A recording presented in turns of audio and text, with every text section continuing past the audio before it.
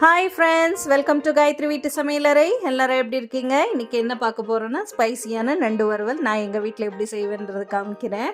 அதுக்கு நான் கிராப் எடுத்திருக்கேன், நல்லா க்ளீன் பண்ணிவிட்டு வச்சுருக்கேன். இப்போ நம்ம நண்டு வறுவல் செய்கிறதுக்கான ஒரு பாத்திரம் எடுத்துக்கலாம். கொஞ்சம் அகலமான பாத்திரமாக இருந்தால் நண்டு வறுவல் செய்கிறதுக்கு ரொம்பவே நல்லாயிருக்கும்.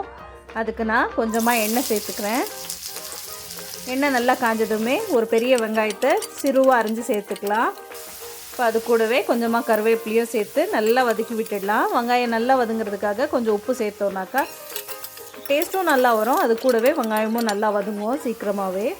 இப்போ அது கூடவே 1.5 டேபிள் ஸ்பூன் அளவுக்கு இஞ்சி பூண்டு பேஸ்ட்டு சேர்த்துக்கலாம்.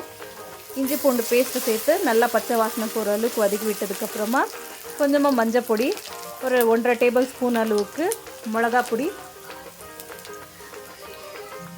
அது கூடவே 1.5 டேபிள் ஸ்பூன் அளவுக்கு தனியா பொடி சேர்த்துக்கலாம். இப்போ நல்லா வதக்கி விட்டுடலாம். நல்லா வதக்குனதுக்கப்புறமா ஒரே ஒரு தக்காளி சிறுவாக அரிஞ்சு சேர்த்துக்கலாம். இந்த ஸ்பைசியான அந்த தொக்குக்கு ஒரு தக்காளி சேர்த்தா போதும். ஏன்னா நண்டில் அந்த டேஸ்ட் ஸ்பைசியாக இருந்தாக்கா ரொம்பவே நல்லாயிருக்கும். அதனால் ஒரு தக்காளி மட்டுமே சேர்த்துக்கிறேன். தக்காளி நல்லா வதங்கினதுமே கொஞ்சம் நல்லா மசிச்சு விட்டுக்கலாம். மசிச்சு விட்டு அதுக்கப்புறமா கொஞ்சமாக தண்ணி சேர்த்துக்கிறேன். இவ்வளோனா ஒரு சின்ன கிளாஸ் அளவுக்கு மட்டும்தான், இவ்வளோ சேர்த்தா போதும். இப்போ இந்த பச்சை வாசனை எல்லாம் போகிற வரைக்குமே நல்லா வதக்கி விட்டுடலாம். அது கூடவே நம்ம தேவைப்படுற அளவுக்கு கொஞ்சமாக உப்பு சேர்த்து நல்லா வதக்கி விட்டுடலாம். இப்போ நம்ம டேஸ்ட் பண்ணி பார்த்தோன்னா தெரியும். இப்போ நம்ம மூடி போட்டு விட்டோன்னா நல்லா எண்ணெய் பிரிஞ்சு வர அளவுக்கு நல்லா வதக்கி விட்டுடணும். அப்போ தான் அந்த டேஸ்ட் ரொம்பவே நல்லாயிருக்கும். இப்போ நம்ம நண்டு சேர்த்துக்கலாம். நண்டெல்லாம் எடுத்து சேர்த்துக்கலாம்.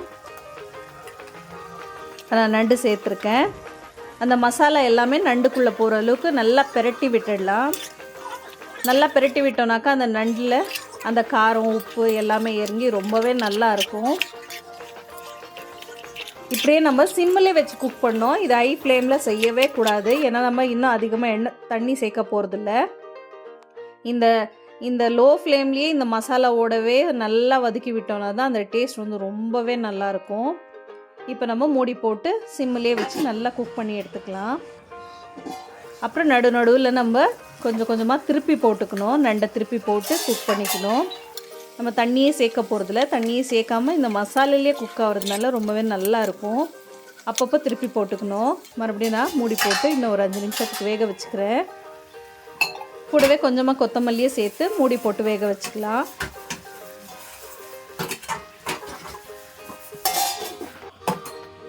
இப்போ பாருங்கள், நல்லா வெந்து வந்திருக்கு. நண்டில் கூட கொஞ்சமாக தண்ணி விடும், அந்த தண்ணியிலேயே வெந்துடும். இப்போ அது எல்லாமே நல்லா சுண்டி நல்லா ஸ்பைஸியாக வந்திருக்கு பாருங்கள். நண்டோடைய வறுவல் அப்படியே சாப்பிட்றதுக்கு அப்படியே அந்த கலரும் எல்லாமே டேஸ்ட்டும் நிஜமாகவே ரொம்பவே அட்டகாசமாக இருந்துச்சு. நீங்களும் உங்கள் வீட்டில் ட்ரை பண்ணி பாருங்கள், அப்போ உங்களுக்கு தெரியும்.